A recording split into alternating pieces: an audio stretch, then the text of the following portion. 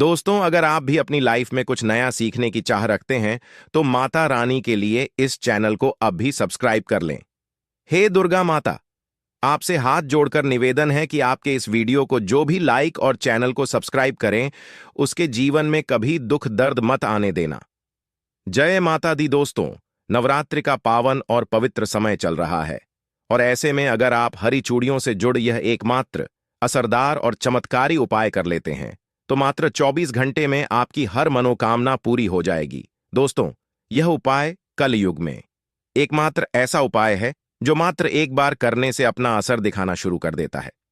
दोस्तों, नवरात्रि का पावन पर्व शुरू हो चुका है। ऐसे में हर कोई मां दुर्गा की कृपा पाना चाहता है, पर आज के इस समय में कई ऐसे लोग हैं जो अपनी समस्याओं से परेशान हैं पर उनका निवारण नहीं जानते। इसलिए आज हम आपको गुरु जी द्वारा बताए गए एक ऐसे चमत्कारी उपाय के बारे में बताने जा रहे हैं जिसको अगर आप इस शारदीय नवरात्रि में किसी भी समय कर लेते हैं तो मां दुर्गा आपसे खुश हो जाएगी और आपकी किस्मत चमक जाएगी और आपके घर से तुरंत ही हर प्रकार की गरीबी और हर प्रकार की समस्याओं का नाश हो जाएगा।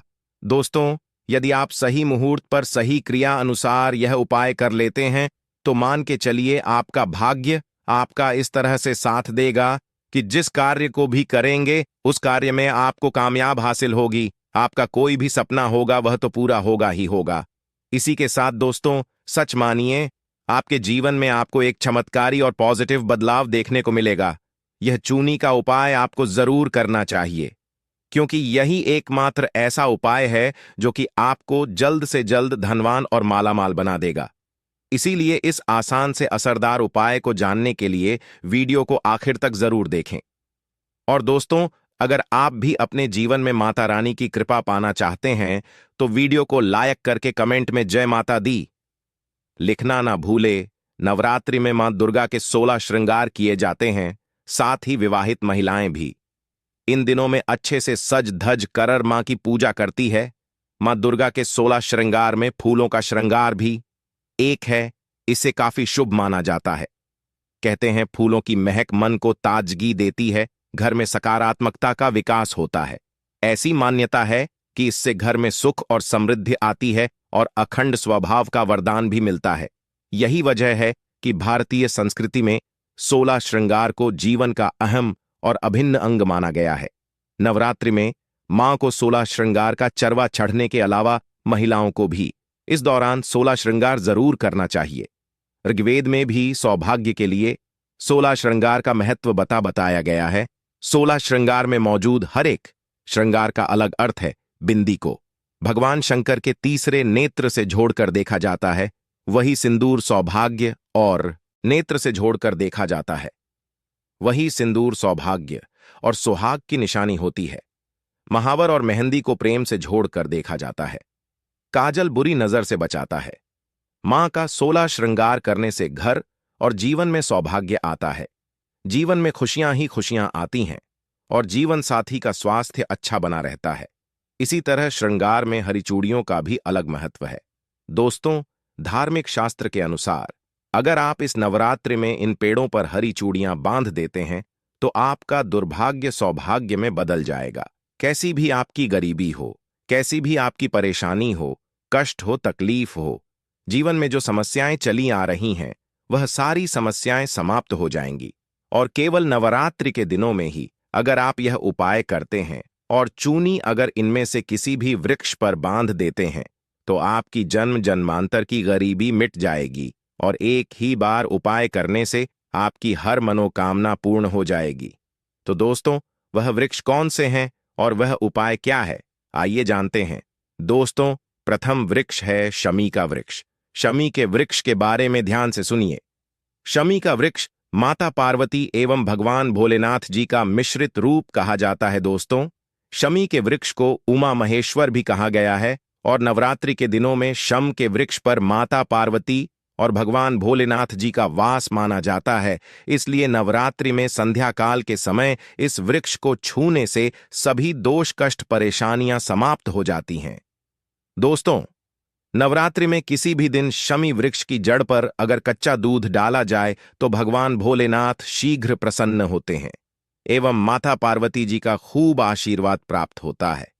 दोस्तों, श्रमिक का वृक्ष जिस घर में लगा होता है उस घर में कल्याण हो जाते हैं और सभी प्रकार के भौतिक सुखों की प्राप्ति होती है। तो दोस्तों, नवरात्रि में किसी भी दिन शमी वृक्ष पर उमा महेश्वर का ध्यान करते हुए 2 जोनी हरी चूनी जरूर बांधे। ऐसा करने से सभी प्रकार के भौतिक सुखों की प्राप्ति होती है। और अगर आप शमी के पत्ते भगवान भोलेनाथ के पूजन में उन्हें चढ़ते हैं तो इससे आपके घर में माता लक्ष्मी जी स्वयं वास करने आती है और महादेव खुद चलकर आपके घर में वास करते हैं। और आपकी कैसी भी दर्द रहता हो, कैसी भी गरीबी हो, कैसी भी परेशानी हो, सब समाप्त हो जाती है। दोस्तों, दूसरा वृक्ष है धतूरे का वृक्ष। दोस्तों, धतूरे का वृक्ष भगवान शिव का रूप माना गया है। यह वृक्ष पर स्वयं काल भैरव के अंश से उत्पन्न हुआ है। ऐसा माना जाता है दोस्तों, शिवलिंग पर धतूरे का पत्ता पुष्प चढ़ने से राहु केतु के दुष्प्रभाव से बचे रहते हैं। और दोस्तों, आप नवरात्रि में किसी भी दिन धतूरे के वृक्ष पर अगर 2 जोनी हरी चूनी बांधते हैं तो आपको शत्रु से छुटकारा मिलता एवं शत्रु का सर्वनाश होता है। इसलिए दोस्तों, धतूरे का वृक्ष आपको अपने आसपास कहीं पर भी मिल जाएगा तो इस वृक्ष पर आपको 1 जोनी या फिर 2 जोनी हरी चूड़ियां जरूर बांधकर आनी है। दोस्तों, तीसरा वृक्ष है बेलपत्र यानी बेल का वृक्ष। दोस्तों, इस वृक्ष पर स्वयं महादेव और माता पार्वती वास करती है। तो नवरात्रि में किसी भी दिन एक थाली में आप हरी चूड़ियां ले लें और जितनी भी श्रृंगार की चीजें हैं यह ले लें। और अगर आप एक लाल फीते या एक हरे फीते के सहारे हरी चुनी को ले जाकर इस वृक्ष पर बांध देती है तो फिर देखिए कैसे चमत्कार होता है। आपकी कैसी भी मनोकामना हो, कैसी भी इच्छा हो, भगवान भोलेनाथ एवं माता पार्वती तुरंत पूरी कर देते हैं। दोस्तों, अगर आप इस वृक्ष पर चूड़ियां नहीं बांध सकती तो आप क्या करें कि आपके आसपास कहीं पर भी अगर मदार का वृक्ष मिल जाए तो आप मदार के वृक्ष में भी 1 जोना हरी चूनी जरूर बांधें, क्योंकि इस वृक्ष पर भी स्वयं महादेव वास करते हैं। अगर आपको यह भी नहीं मिलता तो आप केले के वृक्ष में इस बांध सकती है, क्योंकि इसमें मैं भी स्वयं भगवान विष्णु निवास करते हैं और माता लक्ष्मी जी वास करती है। तो आप जरूर जाकर 1 जोना हरी चूनी बांधे और कैसी भी मनोकामना हो, कैसी भी परेशानी हो, वो तुरंत पूरी हो जाएगी। वहीं दोस्तों, अब हम आपको इस नवरात्रि में लौंग से जुड़े कुछ चमत्कारी उपाय के बारे में बताने जा रहे हैं, जिनको करने से आपकी सोई किस्मत जाग उठेगी। घर में क्लेश दूर करने के लिए, जिस घर में हमेशा लड़ाई झगड़ा होता रहता है और क्लेश रहता है, वहां एक पीला कपड़ा लेकर उसमें 1 जोनी लौंग बांधकर घर के किसी कोने में लटका दें। इससे आपके घर में सुख शांति आएगी। घर में सुख शांति का माहौल बना रहेगा। नौकरी में सफलता। आजकल के समय में हर किसी को रोजगार या नौकरी की तलाश है। काफी समय प्रयास करने के बाद भी जब असफलता हाथ लगती है तो इंसान मायूस हो जाता है। नौकरी में सफलता प्राप्त करने के लिए नवरात्रि के दौरान प्रतिदिन 7 बार लौंग का 1 जोड़ा अपने सिर से उतारकर मां दुर्गा के चरणों में अर्पित करें। इस उपाय से नौकरी संबंधी समस्याएं दूर हो जाएंगी। घर की नकारात्मक को दूर करें। अपने घर में प्रतिदिन 1 जोनी लौंग कपूर के साथ जलाने से आपके घर में पनप रही नकारात्मकता को दूर कर देगा। मान्यता है कि इसे प्रतिदिन करने से जरूर लाभ मिलता है और घर से नकारात्मकता दूर हो जाती है। घर से बीमारी दूर करने के उपाय, यदि आपके घर में लगातार कोई बीमार रहता है तो नवरात्रि में किसी भी दिन तवे पर 7 लौंग जलाकर घर के किसी कोने में रख दे। ज्योतिष शास्त्र के अनुसार ऐसा करने से कुछ ही दिन में फर्क नजर आने लगता है।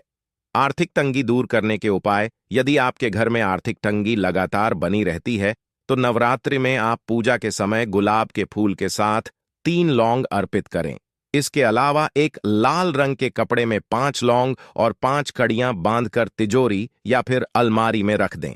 ऐसा करने से देवी दुर्गा की आप पर असीम कृपा होती है और घर में धन का आगमन होता है। राहु केतु के लिए उपाय, ज्योतिष शास्त्र में राहु केतु को सबसे क्रूर ग्रह माना जाता है। इनके अशुभ प्रभाव को कम करने के लिए नवरात्रि में रोजाना आपको लौंग का दान करना चाहिए। इसके अलावा नवरात्रि में शिवलिंग पर रोजाना लौंग का जोना चढ़ाएं। ऐसा करने से आपकी कुंडली से राहु और केतु के अशुभ प्रभाव दूर होते हैं और आपके घर में खुशहाली आती है। वही दोस्तों, आपको इस नवरात्रि में अपनी राशि के अनुसार यह उपाय जरूर करने चाहिए। मेष राशि। मेष, राशि के जातकों को नवरात्रि के दौरान सिद्ध कुंजिका स्तोत्र का पाठ करना चाहिए।